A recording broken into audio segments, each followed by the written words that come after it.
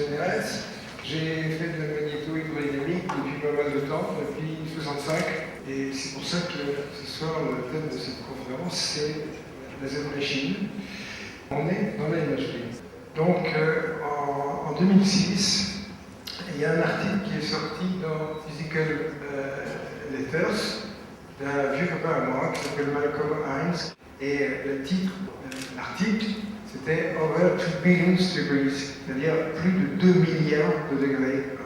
Cet article-là a été répercuté dans Futura Science, qui avait reproduit une photo que personne ne comprenait. On voyait une espèce de piscine avec beaucoup d'échanges électriques dans tous les sens, des bleuâtres et tout ça. Et en fait, ça m'a ramené 30 ans en arrière, c'est-à-dire en 1976 à Sandia qui est au Nouveau-Mexique, et qui est un complexe de laboratoire extrêmement important. Et en 1976, je suis allé aux États-Unis et j'ai vu les premiers lasers d'1 terawatt à Livermore, et j'ai aussi vu l'installation de Sandia qui avait été imaginée par un homme qui s'appelle Gerald Jonas, que j'avais rencontré à l'époque. Et Gerald Jonas est devenu directeur des programmes scientifiques de Sandia. Et qu'est-ce que c'est que cette machine? C'est un énorme camembert qui fait, je sais pas, 30 mètres de diamètre. Il utilise de l'eau comme dit électrique. Et en fait, il y a tout un système de condensateurs et ça produit des décharges électriques extrêmement puissantes, de 18 millions d'ampères, et surtout très brèves, 100 nanosecondes. Et l'idée de Jonas en 1976, ça a été d'essayer de faire de la fusion par faisceau d'électrons. Donc à l'époque, tout le monde essayait de concentrer de l'énergie sur quelque chose. À Livermore, on utilisait des lasers en envoyant l'énergie sur une petite bille dans l'espoir de pouvoir la concentrer. Et puis à Sandia, Jonas envoyait des faisceaux d'électrons. Je me rappelle à l'époque, il m'avait dit qu'il arrivait à concentrer ça sur un truc de la taille d'un œuf de pigeon, quoi. Il avait des problèmes de concentration. J'ai eu des échanges avec lui, justement, au moment en 2006, de cette histoire de Z-Machine. C'était assez amusant parce que ça nous replongeait dans un passé assez lointain. Et Jonas a fait comme beaucoup de gens, c'est-à-dire que quand ils ont fait ces expériences-là, ils ont dit la fusion, c'est pour l'année prochaine, c'est pour dans 2 ans, c'est pour tout de suite. Enfin, vous savez, comme font les gens, ils disent un soleil en laboratoire, on vous promet, ça nous promet cela. Puis ils ont promis avec leur machine, et puis les années ont passé, leurs cheveux ont blanchi, les décennies ont passé, et finalement ça ne donnait vraiment pas quelque chose d'extraordinaire. Alors à la fin, ils se sont décidés à faire un montage que vous verrez tout à l'heure. Et plus modestement, Jonas s'est dit on va utiliser ça comme compresseur MHD. Je vais peut-être tout à l'heure, je vais vous passer un peu le diaporama, puis après on reviendra, puisque là j'ai un petit tableau noir, ça me permettra de vous expliquer un peu des choses. On parle dessin, ce sera plus facile de répondre à vos questions. Donc, comme vous êtes ingénieur, c'est des choses qui vont vous être tout de suite accessibles. En faisant passer ce courant dans un truc qui ressemble à une cage à serin, avec des fils, là, on obtient une compression. Et les idées que ces gens avaient, c'était de comprimer un produit, je crois du CH2, du polystyrène, pour essayer d'avoir de fortes températures et surtout une puissante émission de rayons X pour tester la résistance des ogives nucléaires aux armes antimissiles. Et les armes antimissiles, ce sont des bombes atomiques qu'on fait exploser à très haute altitude. Et les bombes atomiques, vous savez que les bombas, elles donnent 80% de leur énergie sous forme de rayons X. Donc à ce moment-là, si vous avez des ogives qui vous arrivent dessus, vous envoyez une bomba et ça va faire un très fort rayonnement. Vous espérez que ça va dérégler toutes ces têtes-là. Donc à ce moment-là, les militaires voulaient durcir leurs ogives, ils voulaient être sûrs que ça pouvait résister. Je crois que Jonas a dû faire des puissances genre de 200 ou 300 terawatts de rayons X, c'était très intéressant.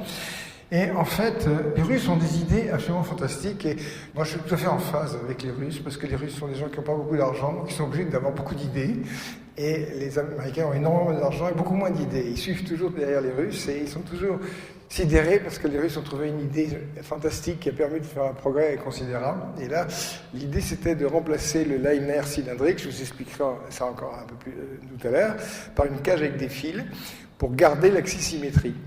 Et puis, à un moment, il y a eu des expériences qui ont été faites 2004-2005, où on a enlevé la cible centrale. Et là, on a eu une énorme surprise, c'est que l'axisymétrie s'est maintenue et ces 240 fils d'inox ont convergé vers la partie centrale pour donner un cordon de plasma. Et ce cordon de plasma a donné une température de 3,7 milliards de degrés. Et quand Malcolm Hines a titré « Over 2 billion », plus de 2 milliards, il n'a pas osé mettre plus de 3 milliards. Parce qu'en fait, c'est la température qui a été atteinte. Alors moi, j'ai mis ça un petit peu... Je ne savais pas trop comment présenter ça, je ne savais pas quel auditoire j'allais avoir. Je pensais, j'espère, que des gens pourront faire des remarques, des commentaires, peut-être apporter des lumières que je n'ai pas sur ce sujet-là. Mais dans cette montée en température, vous imaginez que Jonas et tous les autres se sont dit « Mais est-ce qu'on ne s'est pas foutu dedans? C'est pas possible, 3 milliards de degrés, tout d'un coup, il y a quelque chose qui ne peut pas. » Et vous verrez d'où vient ça. Ça venait d'un calcul, d'une formule très simple, qui s'appelle la relation de Bennett. Et ils ont demandé après à faire des mesures de température par élargissement de Ray, qui ont été faites et qui ont confirmé justement ce genre de montée en température. Alors peut-être on reviendra là-dessus, je vais vous montrer mon petit PowerPoint parce que j'aime bien m'exprimer un peu en bande dessinée. Donc, vous voyez, il y a 25 ans, j'avais fait une bande dessinée qui s'appelait Énergétiquement Vôtre. Alors Énergétiquement Vôtre, si vous ne connaissez pas, j'ai fait un site internet qui s'appelle Savoir sans frontières, hein, vous pouvez le noter si vous ne le connaissez pas déjà, où il y a tous les albums qui sont téléchargeables gratuits. Et actuellement, on en a 350. C'est-à-dire qu'on a eu 250 traductions en 32 langues. C'est sympathique, quoi. Enfin, bon, je pense parler tous le français, donc il y a toutes les BD en français, y compris Énergétiquement Vôtre. Alors, dans Énergétiquement Vôtre, il y avait un dessin qui représentait un atomiste. C'est un peu comme ça qu'il faut les voir, parce que c'est à peu près comme ça qu'ils fonctionnent. Et moi, j'ai repris comme ça, pour le fun, des petits dessins. Donc là, vous avez un atome d'hélium à gauche, avec la fusion dans laquelle un neutron est émis. Bon. Et puis, à l'époque, j'avais mentionné, mais ça, tout le monde le connaît, des fusions qui sont très faiblement neutroniques. Par exemple, lithium H et hydrogène 1, bon, ça donne de l'hélium, hein. Et en principe, là-dedans, il n'y a pas de neutrons. C'est pas tout à fait exact parce qu'il y a des réactions secondaires que je n'ai pas figurées ici qui sont aussi un peu neutronigènes. Par contre, la réaction la plus intéressante, c'est celle qui se trouve ici, qui est bore-hydrogène, qui donne 3 héliums. Et il y a une réaction secondaire, et ça figure dans le dossier qui se trouve dans mon site, donc si vous voulez tous ces détails-là, vous les trouverez. Mais c'est une filière dont on n'osait pas rêver, parce que pour lithium-hydrogène, je crois qu'il faut 500 millions de degrés, et pour bore-hydrogène, il faut 1 milliard de degrés. Donc quand on parlait fusion et qu'on disait à des scientifiques que ce serait bien si on avait 1 milliard de degrés, tout le monde disait mais c'est pas la peine de rêver, quoi. Déjà avec un tokamak, on va monter à 100 millions de degrés ou 200, c'est déjà énorme, mais 1 milliard de degrés, alors tout d'un coup, crac, 3 milliards et demi de degrés nous tombent comme ça. Bon. Alors, là, pour un petit rappel sur ces technologies, vous avez ce système que vous connaissez certainement, qui est le système du pinch, hein. Vous avez un cordon de plasma dans lequel passe un courant. Ce courant fait un champ magnétique qui est ici, puis vous avez des forces, et ces forces sont centripètes et elles tendent à pincer le plasma comme ceci. Donc, avec ce système-là, en faisant passer du courant dans des fils avec une très forte intensité, on pouvait déjà arriver à des montées en température. Et vous avez aussi une chose, vous connaissez la pression magnétique, qui fait que lorsqu'on fait passer du courant dans un spire, elle a tendance à gonfler, pareil pour un tore, hein. Mais ce qui est intéressant, c'est le montage focus, hein, qui a déjà plus de 20 ans. Et les gens qui défendent cette expérience focus, c'est Lerner aux États-Unis, c'est Filipov en Russie. Et focus, ce dessin-là n'est pas très très explicite, alors on va peut-être le représenter un peu sous forme d'un film. Donc ici, vous voyez que j'ai une électrode centrale et puis j'ai une autre électrode ici, là, et je vais faire éclater une décharge. Avec cet isolant va faire que ma décharge va se mettre un peu en parapluie comme ça. Puis comme la pression magnétique va se mettre à jouer, ça va souffler la décharge. Alors le PowerPoint me permet, là, vous voyez, clac, j'ai réuni la connexion, la décharge monte comme ceci, hein, et elle monte comme ceci, et arrivée en haut, elle se réunit, et ici, à ce moment-là, se passent des choses fort bizarres, c'est-à-dire que la géométrie du plasma, c'est un peu comme un parapluie, et ce parapluie, il a un manche. Et dans ce manche, il y a des instabilités de plasma qui font qu'on a une compression très forte. Je crois que j'ai dû faire un dessin. Alors là, voilà, c'est un dessin 3D qui devait traîner dans mon site. On voyait un petit peu la forme de cette espèce d'ombrelle de plasma qui monte et qui arrive en haut, comme ça, avec la formation d'un cordon de plasma.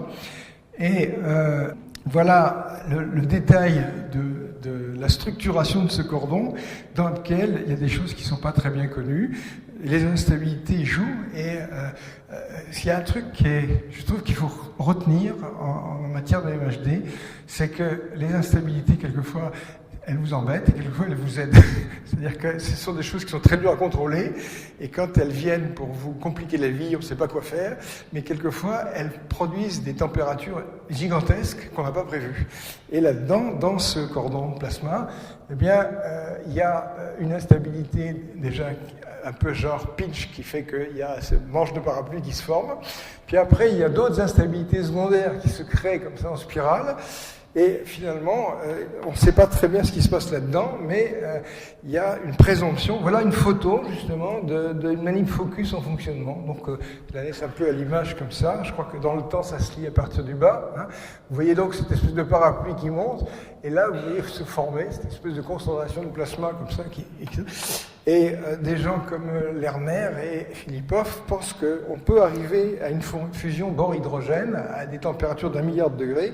Et on en reparlera. Alors voilà, vous voyez que c'est pas ITER, c'est des manips qui sont minuscules à côté. Au point de vue des moyens technologiques, c'est pas considérable.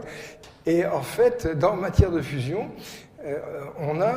il y a une porte ouverte pour des expériences comme celle-là qui sont quand même extrêmement accessibles. Alors là, ça je crois que c'est le focus de Lerner. Lui, il a utilisé une électrode creuse. Ce qui fait qu'à ce moment-là, vous voyez que lorsque ce manche de parapluie se forme ici, eh bien, il prend naissance à l'intérieur du tube creux qui se trouve comme ça. Et il a des résultats un peu meilleurs. Bon. Alors là, ici, c'est un dessin qui date de 79, donc pour la science. Et ça représente la Z-machine initiale, celle de... Donc l'article est 79, c'est la machine de 76. Donc vous voyez à quoi ça ressemble. Vous voyez que là-dedans, vous avez des systèmes un peu comme des batteries condensateurs, des systèmes Mark. Et puis là, vous avez des lignes qui permettent de comprimer la décharge dans le temps. Vous avez la taille du bonhomme à côté, donc c'était assez considérable. Et puis ici, eh bien, il y a une chambre. Et ici, ça, c'était la cible sur laquelle Gérald Jonas essayait de faire converger ces électrons pour obtenir la fusion. Et il a essayé ça pendant des années et des années, et tout le monde tirait grise mine. Et ici, ça c'est la machine de Jonas, un petit peu revisitée, avec toujours un peu le même système, c'est-à-dire ces batteries Mark ici, et puis ces lignes, et ici la cible centrale qui se trouve là. La propriété de ce système, vous voyez que vous avez une montée de courant qui est assez linéaire, comme ça, pendant une centaine de nanosecondes. Et cette brièveté de la décharge est une donnée essentielle. C'est facile de faire une décharge en 1 microseconde, mais à ce moment-là, il y a quelque chose qui ne marcherait pas. C'est-à-dire que, justement, ce qu'on veut, c'est que la cage à serin que vous verrez dessinée tout à l'heure conserve son caractère de cage, que les fils ne se vaporisent pas, donc il faut que la décharge soit très brutale. Sinon, on va avoir à ce moment-là un plasma cylindrique, les instabilités de plasma vont se mettre à jouer, et c'est foutu. C'est-à-dire que si j'avais j'aurais pu faire un petit cylindre en papier comme ça, et en disant voilà, donc vous comprenez bien une chose, c'est que si on fait passer du courant selon les génératrices d'un cylindre conducteur, ce cylindre va avoir tendance à imploser. Et quand on utilisait, on appelle ça un liner, quand on utilisait un cylindre en cuivre ou en aluminium et qu'on faisait passer du courant, eh bien, la convergence, c'est à peu près comme si vous essayiez de le serrer à la main avec un papier, quoi. C'est-à-dire que les instabilités plasma faisaient que ce cylindre se gondolait comme pas possible. Donc, il ne gardait pas du tout son axis-symétrie. Et le système, justement, j'ai fait un petit dessin, ça a beaucoup fait rigoler Jonas, d'ailleurs, voilà la Z-machine, c'est une cage à serin, et on branche les deux fils, on met 18 millions d'ampères, comme ça, boum, et ça écrabouille le piaf, centre. Hein. Et là, on a le schéma plus scientifique. Hein. Vous savez que quand vous avez deux fils qui sont parcourus par des courants parallèles, ils ont tendance à s'attirer, et si vous avez toute une tapée flopées de fils comme ça, ils ont tendance à converger. Alors évidemment, si ces fils se vaporisent immédiatement et qu'on a un rideau de plasma comme ceci, eh bien, on va retomber dans le problème précédent, dans le problème de la stabilité MHD sur une plasma. C'est pour ça qu'à ce moment-là, on a utilisé ces fils d'inox. Et chose surprenante, les fils ont gardé leur structure plus longtemps que prévu. La sublimation de ce métal ne s'est pas produite comme les physiciens le pensaient. Et alors, c'est merveilleux parce que si effectivement l'objet garde sa stabilité, alors ça converge et on arrive sur un truc d'1,5 millimètre de diamètre. Et là, à ce moment-là, la température grimpe de manière phénoménale. Et vous verrez ça tout à l'heure, c'est qu'en fait, alors voilà, par exemple, ça c'est emprunté à la thèse d'un garçon dont on parlera, qui s'appelle Bavet, qui a travaillé avec Jonas et aussi à Gramma. Et ici, il y a cette espèce de réseau de fils, et ce réseau de fils qui est en train de se sublimer, où la vapeur métallique les entoure, et au fur et à mesure qu'ils convergent vers l'axe, il y a un moment où ces auras de métal se rejoignent, et où à ce moment-là, l'axisymétrie commence à être un petit peu perturbée, et l'axisymétrie a été conservée suffisamment pour qu'on arrive à une focalisation assez importante. Et on sait par exemple une chose, c'est que lorsque ces fils convergent vers l'axe, eh bien, une partie, à peu près 30% du métal, est vaporisée un peu comme une sorte de queue de comète. Et je crois que ce qu'avait montré Shivatit, il a étudié un petit peu la façon dont ce métal se sublimait. Enfin, bon, ce qui reste, c'est que on arrive à une focalisation relativement importante. Là, j'ai voulu montrer à quoi servait cette machine au départ, c'est-à-dire c'est pour tester les ogives des bombes à hydrogène, comme ceci. Donc, de ce côté-là, c'était très réussi. Et puis, également, dans ce genre d'idée, les gens de Sandia s'étaient dit, on va prendre une cage comme ça, et puis on va remplir ça avec un mélange carbone-hydrogène, et mettre une capsule deutérium-tritium au centre pour essayer de faire un montage holorome, c'est-à-dire de comprimer ce milieu-là. À ce moment-là, effectivement, dans le système de générateur de rayons X, c'est comme ça que ça fonctionne, on comprime ce matériau léger, il émet des rayons X, et ces rayons X, eh bien, à ce moment-là, si ça pouvait créer une pression de radiation très importante, ça pourrait comprimer une capsule, et effectivement, ils ont obtenu, avec ce système Hall-Roll, des réactions de fusion. Mais alors là, vous avez une image qui vous montre l'allure que ça peut avoir. Je crois que les fils sont très fins. Il y a des montages où ils doivent faire quelque chose comme un micron, mais certainement, en tout cas, ils sont plus fins qu'un cheveu. Bon, alors là, ici, on a les mesures qui ont pu être faites à Sandia, et vous voyez ici des mesures sur le diamètre du cordon. À gauche, il doit y avoir le diamètre, donc ça fait 1,5 millimètre minimum. Et puis après, le cordon se dilate. Donc l'aspect mesure est absolument sans conteste. Bon, là, si vous allez sur mon site internet, vous trouverez un article que j'ai fait qui est l'analyse du travail de Heinz et qui vous plaira en tant que polytechnicien, parce qu'il y a plein de petits calculs, d'équations différentielles, des choses comme ça. C'est très facile à faire. Et avec ça, on va retomber sur la relation de Bennett, qui est un truc très, très, très sympathique. Alors là, vous voyez quand même des valeurs qui font un petit peu rêver. C'est-à-dire que ici, j'ai 18 millions d'ampères, et là, j'ai 4500 Tesla. C'est pas mal. C'est sûr que vous voyez que le champ magnétique que vous créez, c'est mu 0I sur 2πr. Donc si le rayon est très faible, alors le champ magnétique est énorme. 4500 Tesla, mais on peut faire beaucoup plus. Et après, une fois que vous avez 4500 Tesla, vous cherchez la valeur de la pression magnétique, c'est B2 sur du mu0, vous avez presque 100 millions de bars, 100 millions d'atmosphères. Et ça, c'est avec seulement 18 millions d'ampères. Là, on est déjà à 26 millions. Donc, ensuite, là, vous voyez un peu comment les choses se passent. Vous avez une équation différentielle, vous avez l'intensité ici. Cette intensité, vous avez qu'elle est remplacée par une fonction linéaire, puisque vous avez vu que dans la décharge, ça croissait de façon linéaire. Donc, avec votre calculette et 20 minutes de calcul, vous allez trouver l'évolution de la schématique de l'implosion. Et dans cette implosion, en prenant un liner de, mettons, 8 cm de diamètre, on aura une vitesse moyenne de 400 km/s, mais les vitesses au moment de l'impact sont plus importantes. Et d'où vient à ce moment-là la température des ions? On pourrait se dire, je prends mes filaments de métal, je mets une force de Laplace dessus, JB, et à ce moment-là j'accélère, et lorsqu'ils se rentrent les uns dans les autres, eh bien ici j'ai une thermalisation, c'est-à-dire l'énergie cinétique à mi de MV2 des atomes de fer va se transformer en énergie de 3000 kT, c'est-à-dire transstationnelle, etc. Mais alors, il y a une chose tout à fait étonnante, c'est que la température obtenue, vous verrez plus tout à l'heure qu'on l'a confirmée par les mesures, par l'élargissement de Ray, il y a 3 à 5 fois plus d'énergie que l'énergie cinétique. Donc à ce moment-là, la question qui est posée, c'est d'où vient l'énergie. C'est-à-dire que je lance des barres les unes contre les autres et j'obtiens une température qui est plus forte. Rassurez-vous, il n'y a pas de magie derrière tout ça. Heinz écrit que le plasma emprunte l'énergie à la pression magnétique. Vous savez qu'une pression, c'est des newtons par mètre carré, mais c'est aussi des joules par mètre cube. Il ne faut pas oublier qu'une pression, c'est une densité d'énergie. Donc quand vous avez B2 sur 2mu0, vous avez une valeur de la densité volumique d'énergie sous forme magnétique.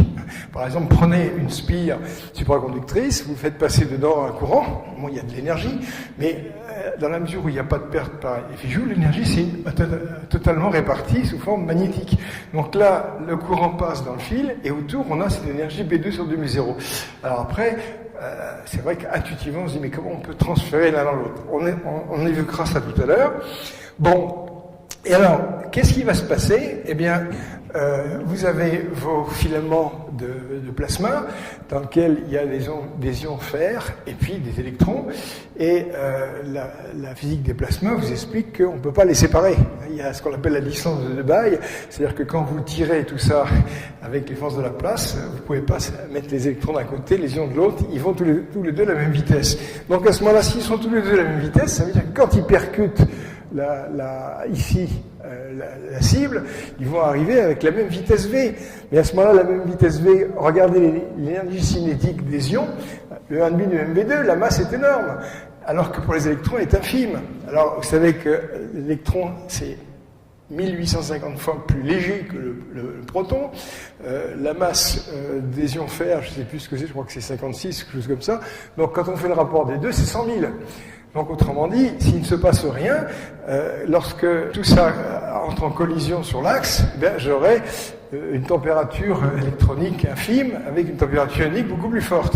Donc, il y a un problème de réchauffage des électrons.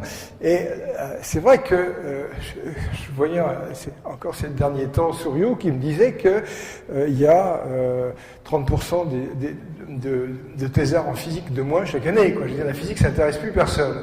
Alors là, moi, je suis sidéré parce que je vous montre ici un domaine qui est un Far West de physique extraordinaire. Hein, parce que, donc, dans ce système-là, cette relation-là fait que lorsque le plasma, les filaments métalliques de plasma entrent en collision sur l'axe, la température ionique est supérieure à la température électronique. C'est-à-dire qu'on est en état d'ordre d'équilibre, mais température inverse.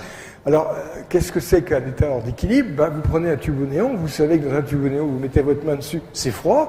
Par contre, les électrons sont à 10 000 degrés, quoi.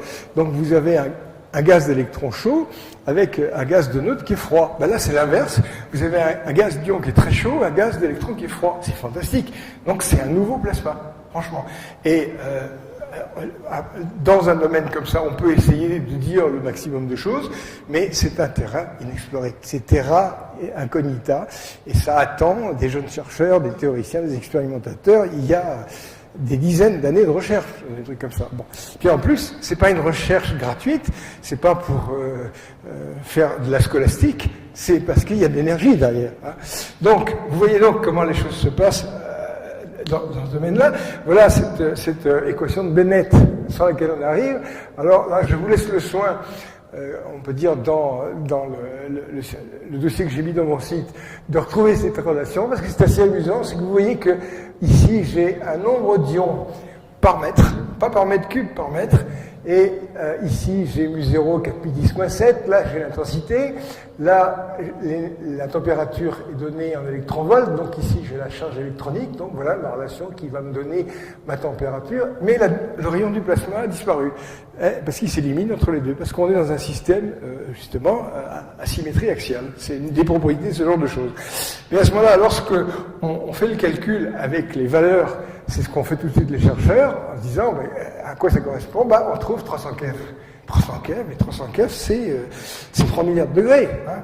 Alors, évidemment, il y a aussi ça représente 3 à 5 fois l'énergie cinétique collectée. Donc voilà Jonas qui est confronté au résultat et qui demande immédiatement à ce qu'on fasse une mesure par spectroscopie.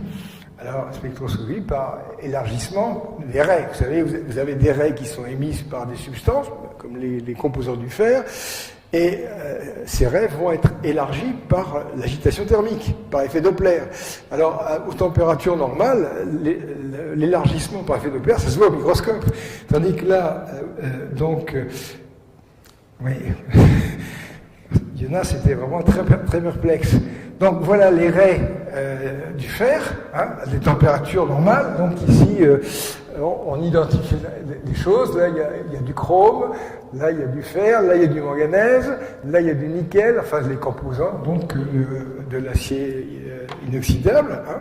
Et à ce moment-là, on appuie sur le bouton et surprise, boum, voilà l'élargissement de raies. Alors cet élargissement de raies, c'est fantastique parce que là, on a une mesure de température.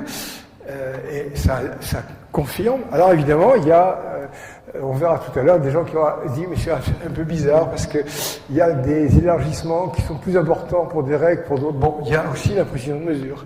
Et quand on tient compte de la précision de mesure, quand même, ce plasma a l'air de se comporter de façon à peu près normale. Maintenant, ce pauvre Jonas, et qu'est-ce qu'a fait Jonas? Eh bien, il a décidé d'envoyer ça à Heinz. Et vous allez avoir là-bas Malcolm Heinz, mon ami Heinz, très sympathique d'ailleurs, hein, et à qui on a confié la lourde tâche de rédiger l'article sur les 2 milliards de degrés. Et voilà le papier qu'il a sorti à Physical Review Day. Donc vous voyez ici, at over 2 millions de degrés. Hein, et l'article porte sur l'analyse des résultats, mais il aussi il a commencé un travail qu'il a poursuivi d'ailleurs avec un article qui est publié en janvier 2009. Donc c'est un gars qui est très actif, qui est tout à fait branché sur ce genre de choses. C'est un des meilleurs théoriciens qui existent sur la place dans ce domaine-là. Et le problème, c'est de savoir mais d'où vient cette énergie, hein. Et il le dit bien là-dedans. Hein, c'est un chauffage des ions par viscosité, hein, et à travers des instabilités MHD. Bon, ça on en parlera un petit peu pour comprendre un peu la philosophie de ce genre de choses, comment est-ce que ça peut produire de l'énergie. Bon, ici, à la suite de l'article de Heinz, ce qui rappelle un petit peu, ça doit venir de Futura Science, effectivement, on a vu la machine de Sandia a dépassé 2 milliards de degrés, et puis là il y avait une photo avec ce truc-là. Bon, qu'est-ce que c'est que ces trucs-là? Ben, ce sont des décharges électriques parasites qui se produisent à la surface de l'eau, parce que cette machine de Sandia, c'est avant tout une piscine. Hein. Bon, alors là, ici, vous allez dans mon site, et dans le moteur de recherche interne, vous mettez Heinz, et vous allez arriver tout de suite sur la question. Alors maintenant, là, on arrive à quelque chose d'assez amusant. C'est, je suis allé donc au colloque de Vilnius en septembre 2008. Vilnius, c'est en Lituanie, et c'était un colloque sur les hautes puissances pulsées. Donc sur les machines comme les focus et tous ces trucs-là, quoi. Et j'arrive là-bas et dès le premier jour, je vais dans le restaurant et je vois une table avec une place vide. Et je demande à ces 2 gentlemen, est-ce que je peux m'asseoir? Oui, il n'y a pas de problème.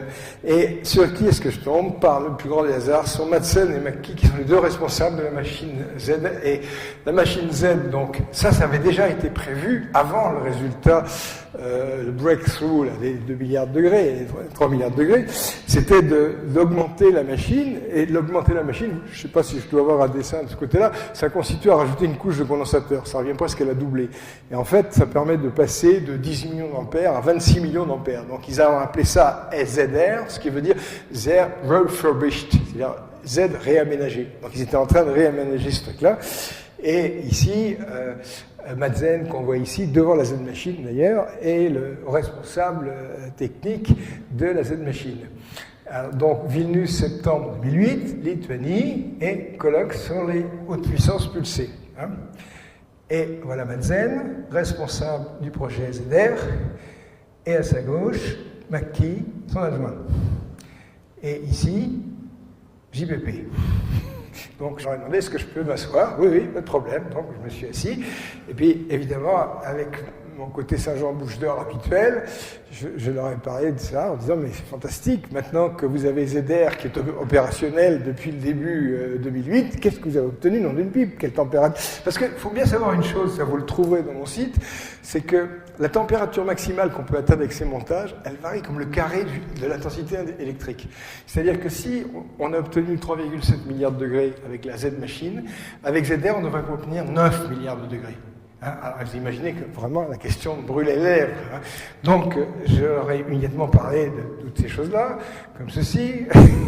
Et voilà. Alors là, il y a aussi une chose tout à fait curieuse que vous voyez sur le schéma qu'on trouve au-dessus. Ici, en bleu, j'ai le diamètre du cordon de plasma. Et en haut, j'ai la température des ions. Hein. Et là, vous voyez une chose assez bizarroïde, c'est que ces ions, ils montent en température, mais après que le plasma ait atteint sa compression maximale, il est en état d'expansion, la température continue à monter. C'est extraordinaire, ça. Hein. Bon, là, franchement, il y a à phosphorer pour les théoriciens, quoi. C'est passionnant. Alors moi, je leur parle des spectres, de l'élargissement de Ray, et réaction de Madsen, il me dit tout de suite, non, les températures atteintes sont beaucoup plus faibles. Ah bon? Et il me dit, non, en fait, Haynes s'est gouré, et ce qu'il a fait, ça ne tient pas la route.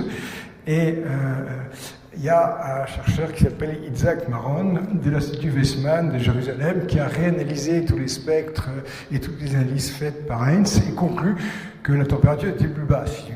Plus basse de combien? Au moins un ordre de grandeur. C'est-à-dire que c'est pas 3 milliards de degrés, mais c'est 200 millions, quoi, quelque chose comme ça. Ah, moi, j'ai pas compris. Et j'ai essayé de discuter un peu technique avec eux. Et je crois qu'après, Madsen et McKee ont téléphoné à Jonas, qui leur a dit « Ah, Jean-Pierre Petit, je connais, quoi. » Je veux dire, ils ont vu débarquer ce Français, comme ça, qui tombait de la Lune. Ils n'ont pas compris qu'il leur posait des questions techniques de ce genre-là. Ils ne me connaissaient pas du tout. Et le lendemain, McKee se met sur une console d'ordinateur et, sentencieusement, il me dit « Regardez, je suis plein de compréhension. Nous allons envoyer un mail à M. Jack Maron pour qu'il vous donne toutes les explications sur l'erreur qu'a fait Haynes. » Et il m'a d'ailleurs dit, textuellement, parce que je lui ai dit « Mais vous avez publié cette erreur qu'a fait Haynes ?» Non, on ne l'a pas fait pour égard pour ce pauvre Haynes. Carrément. Moi, j'ai écrit après Haynes, je lui ai raconté ça, il n'était pas content. Alors, donc, Isaac Maron était censé avoir fait une contre-analyse de ces spectres et conclu des températures beaucoup plus basses. Donc, McKee a envoyé devant moi un mail à Maron et on a attendu la réponse. Et le lendemain, je vois McKee, je lui dis alors Maron vous a répondu oui. Ah bon, alors qu'est-ce qu'il vous a dit? Il me dit c'est un peu embêtant, on préfère ne pas publier ça pour le moment. Ah bon? J'ai dit mais vous allez me montrer son mail. Il m'a dit non, il a répondu par téléphone. Donc c'est une histoire, nous allons avoir. Alors, donc moi j'ai sorti à McKee le problème de l'équation de Bennett. Et vous voyez qu'il y a un problème, c'est que si la température atteinte n'est pas de ce nombre de milliards de degrés, s'il y a seulement des centaines de millions de degrés, alors cette équation n'est plus satisfaite. Alors cette équation, elle exprime quoi? À gauche, vous avez les forces de pression magnétique, et à droite, vous avez les forces de pression dans le plasma. Hein.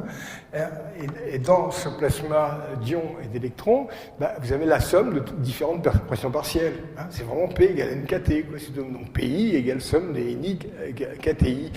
Alors, vous avez les pressions partielles dues aux ions et les pressions partielles dues aux électrons. Les électrons, ma foi, ils sont à 30 millions de degrés, ils comptent pour du beurre, il n'y a pas de pression électronique, c'est rien du tout. Donc la pression, elle est forcément la pression ionique. Et cette pression ionique qui est à droite, elle doit équilibrer la pression magnétique. Et si Isaac Maron et Madsen et Mackie ont raison, alors cette équation ne tient pas debout, c'est tout. Donc on en est resté là. Et à la fin, alors voilà le colloque de Vilnius pour voir à quoi ça ressemble. Là, j'avais présenté un travail sur l'instabilité de plasma, hein, voilà. Et puis, ça c'est un autre sujet dont je vous parlerai peut-être un jour si jamais ça vous intéresse. Donc, j'ai envoyé un mail à Isaac Maron en disant est-ce que c'est vrai que vous avez trouvé des erreurs dans les analyses de Malcolm Hines? Il m'a répondu très embêté, il a répondu à côté, il m'a répondu j'apprécie beaucoup les grandes qualités scientifiques de M. Hines. C'est pas ça que je lui demandais, est-ce que vous avez trouvé les erreurs? Il n'a pas répondu. Et puis j'ai écrit ensuite à Gérald Jonas qui m'a répondu oui, ces problèmes de température, ça nous fait souci. Je vais demander à Madsen de publier un communiqué. On n'a jamais vu de communiqué. Et à ce moment-là, la fin mot de l'histoire, vous le trouverez dans le manuel de Hines que je vous montrais tout à l'heure. Alors pourquoi est-ce que les Américains auraient tout d'un coup envie de cacher qu'on a atteint ces températures-là? Parce que faire la fusion avec des forces électromagnétiques comme ça, c'est une fusion pure. Il n'y a pas besoin de bomba. Hein. Donc là, vous voyez tout de suite se déployer devant vous toutes les applications militaires. Qu'est-ce qui se passerait si je pouvais fabriquer des décharges électriques de 18 millions d'ampères, arriver à comprimer un truc et faire la fusion? Eh bien, je pourrais faire des bombes à fusion pure, et qui plus est, qui seraient miniaturisables. Parce qu'actuellement, qu'est-ce qui empêche les gens d'utiliser les bombes à hydrogène? C'est parce qu'il faut une bomba qui ne peut pas faire moins de 300 hectotonnes, un truc comme ça. Vous imaginez ce que ça fait 300 tonnes de TNT? Ça vous rase toute l'école polytechnique d'un coup, quoi. Hein, ce serait quand même dommage, quoi. Alors, c'est vrai que moi je m'étais un peu plongé sur cette question pour savoir un peu, on pourrait se dire, mais on ne va pas miniaturiser le générateur de Jonas avec ses 30 mètres de diamètre, comment est-ce que je peux mettre ça dans un obus? C'est pas possible. Pas du tout. Là, vous avez devant vous le générateur MK1. Alors là, je vous renvoie, parce que j'ai mis pas mal de choses sur mon site là-dedans, aux travaux de Sakharov, hein, parce que Sakharov, je crois que j'ai dû le mettre dans l'image précédente. Non, ça doit être là. Voilà. Donc il y a un livre qui est sorti il y a 20 ans sur les œuvres scientifiques de Sakharov, et Sakharov, c'est le génie de la MHD russe des années 50. Quoi. Il a trouvé des choses phénoménales. Disons qu'à cette époque-là, il a fabriqué des machines qui sont d'une technologie de lycée technique qui produisait 100 millions d'ampères. Quoi. Des choses comme ça. Alors là, vous avez un montage, je vous enverrai le détail dans mon site. Donc, dans cette enceinte-là, ici, on fait un champ magnétique important. Hein, et puis ici, j'ai un cylindre qui comporte une fente, parce qu'il faut que je puisse arriver à le comprimer. Et autour, eh bien, ici, j'ai un explosif. Et en faisant ce genre de choses-là, on obtient un système à magnéto-implosion, et on arrive à obtenir des intensités électriques considérables. Donc, le fait de fabriquer 10 millions d'ampères, 20 millions d'ampères, c'est pas un grave problème. Et là, vous avez Fowler devant justement un de ces appareils, hein, photographié en Russie, et ici vous avez l'explosif, comme ça. Hein. Et Fowler, j'ai parlé tout à l'heure avec un des enseignants ou chercheurs de l'école polytechnique, je l'ai rencontré il y a 30 ans, Fowler, et il avait fabriqué à l'époque une machine à fusion qui n'a pas marché, mais qui s'appelait Baseball. Et Baseball était un système à confinement avec 2 aimants gigantesques, comme ça c'était grand, ça faisait 4 mètres de diamètre. Quoi. Et j'avais dit à Fowler, mais est-ce que vous n'avez pas un peu la trouille de ce qui pourrait se passer si tout d'un coup le milieu cessait d'être supraconducteur? Parce que quand vous prenez un truc de cette taille-là, un supraconducteur, si tout d'un coup ça cède des envergures, ça vous explose à la figure. Et moi je me rappelle sa réponse qui m'a beaucoup amusé, il me dit, vous savez, en physique, souvent, c'est beaucoup plus une question de courage que d'intelligence. Alors, ici, vous avez le problème que se pose le physicien. Il a un système à la Sakharov, hein, donc avec cette enceinte magnétisée, et puis ici, cet explosif autour, et puis il peut fabriquer des millions d'ampères, mais il voudrait que ça se passe très vite.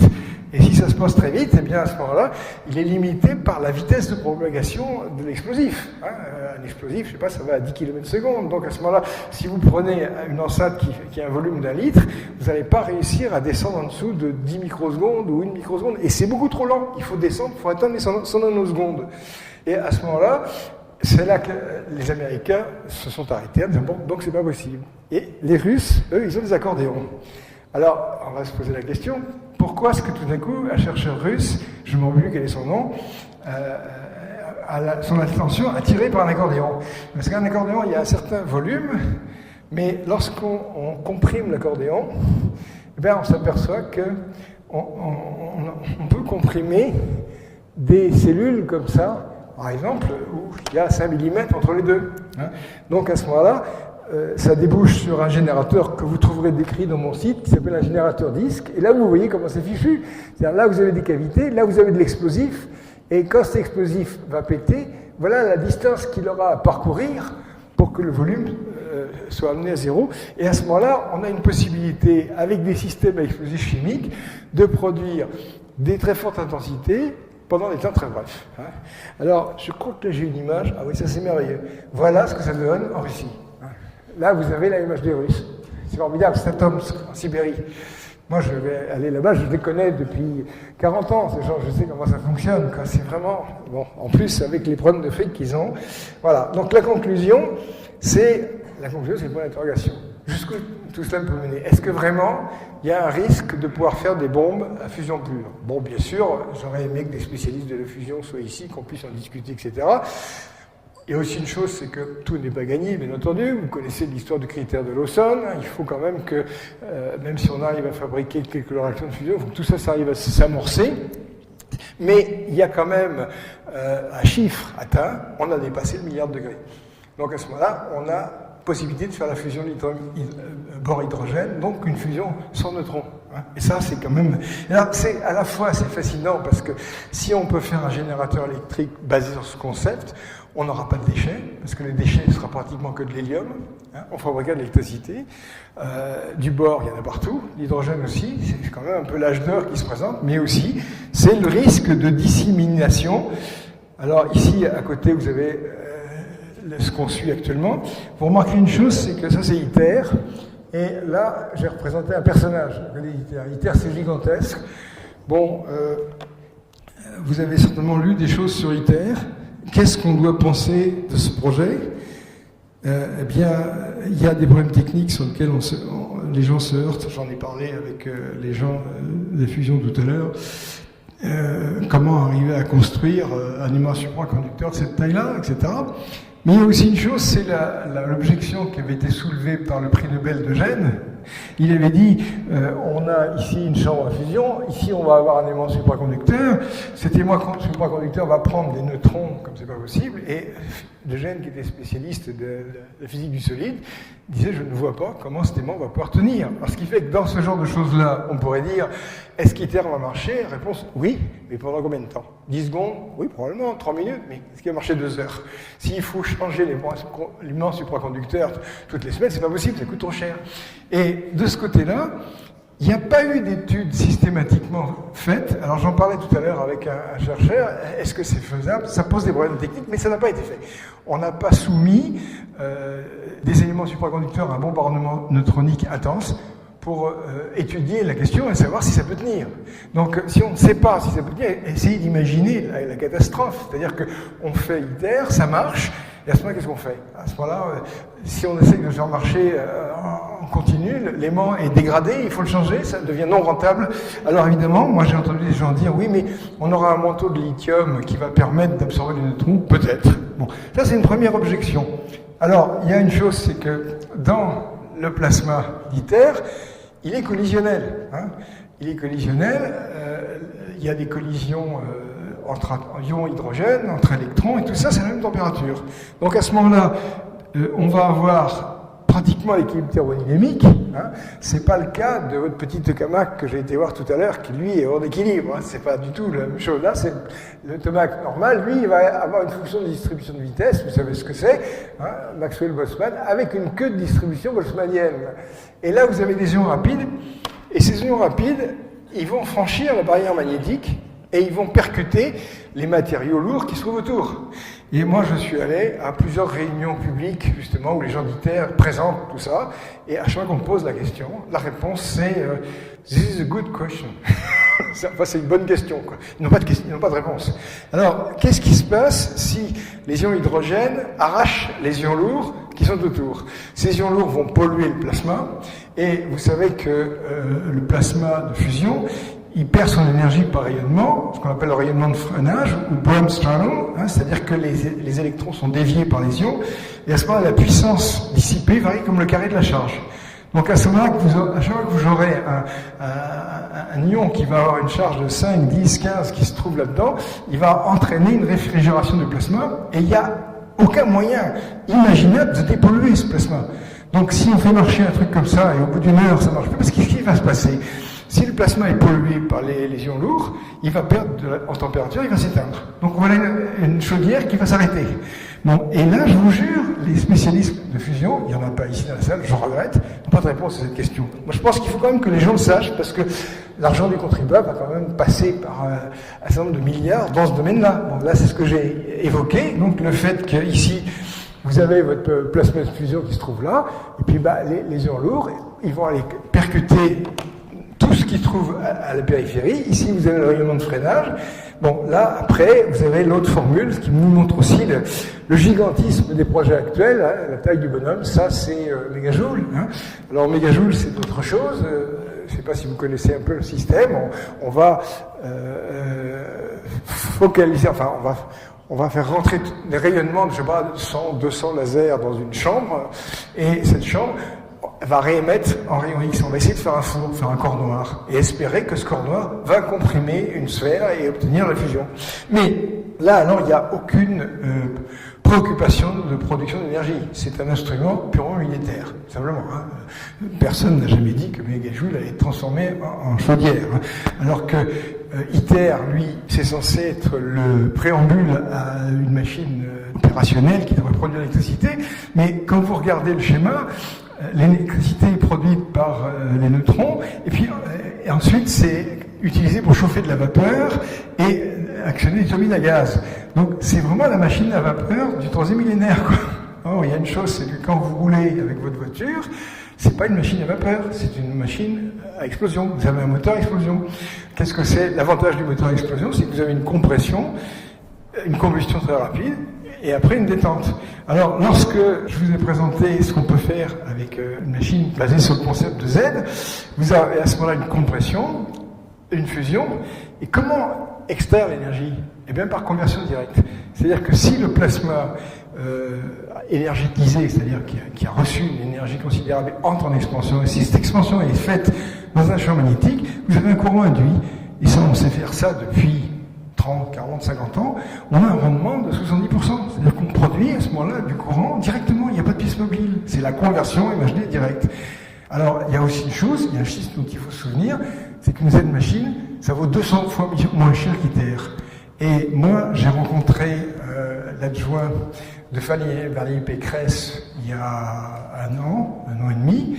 J'ai essayé de plaider la cause des Z-pinch et des Z-machines. Je regrette vraiment beaucoup que les gens qui se sont occupés de ces choses-là ne soient pas là. Et ça n'a rien donné. Vous avez pu lire la feuille de route publiée par Valérie Pécresse. Le Z-pinch est inconnu au bataillon, au sens complet du terme. Ils s'en foutent. Donc, une machine qui coûte 200 fois moins cher que ces cathédrales pour ingénieurs, c'est quand même un peu dommage. Alors ici, là, vous avez une vision de la Z-machine française, c'est-à-dire de ce qui se trouve à Gramat, qui à ce moment-là est une machine qui fonctionne à sec, avec ici ses sources de courant, avec ses lignes, avec sa partie centrale. Et moi, je pense que le défaut qu'elle a, cette machine, c'est qu'elle est trop lente. Elle a des charges de 800 nanosecondes au lieu de 100, et ça, elle est 8 fois trop lente. Donc elle ne peut pas entrer en compétition avec ce genre de choses. Là, vous avez une image de ZR qui vous montre un peu, c'est pas monstrueux, on voit un peu comment c'est foutu, c'est quand même assez grand, effectivement, voilà, c'est de la grosse. Alors ça, c'est, par exemple, comment dire, vous êtes face à un tokamak, un truc communautaire. Tout d'un coup, vous dites, ah, j'ai une idée, on devrait changer la géométrie de la chambre. On devrait faire... Les gens diront, c'est impossible, on ne peut rien changer. Ça a été dessiné comme ça, on ne touche plus à rien. Tandis que ce qui est fantastique dans ces trucs, genre Z-Pinch et Z-Machine, c'est que vous avez la machine qui fournit les millions d'ampères, et là, vous voyez, aux États-Unis, ils sont déjà à 26 millions d'ampères. Vous verrez la photo tout à l'heure d'un projet russo-américain, 60 millions d'ampères. Là, le nombre de milliards de degrés qu'on peut atteindre avec ça, c'est très intéressant.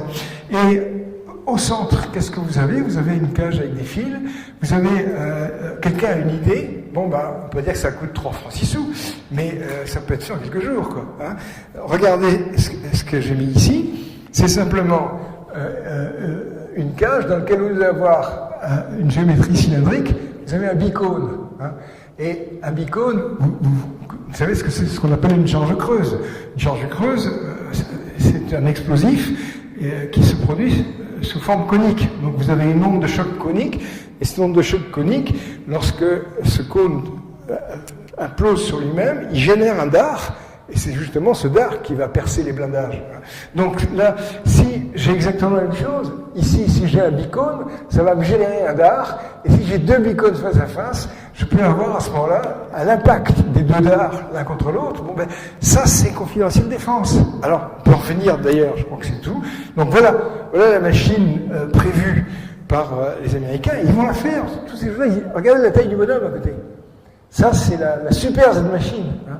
Et là, bon, ici, vous avez ce qu'on appelle des LTD mobiles, et vous en trouvez le détail dans mon site. Ça, c'est une invention russe complètement géniale qui permet d'avoir des productions de courant absolument illimité.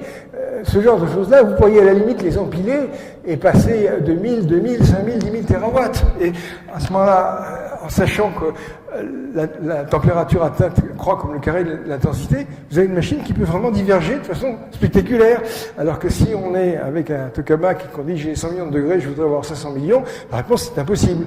C'est-à-dire que là, on est face à quelque chose, on ne sait pas ce que ça va donner. Bon, alors, petite aperçu sur une expérience qu'on a faite et qu'on va refaire mieux et qu'on présentera dans un congrès à Brême, en Allemagne, en MHD. Ici, vous avez une décharge électrique qui se produit entre deux ensembles d'électrodes. Hein, et bon, il s'agit du confinement pariétal du plasma. Et voilà ce que ça donne, ça confine. Donc l'expérience fonctionne. Voilà, c'est tout.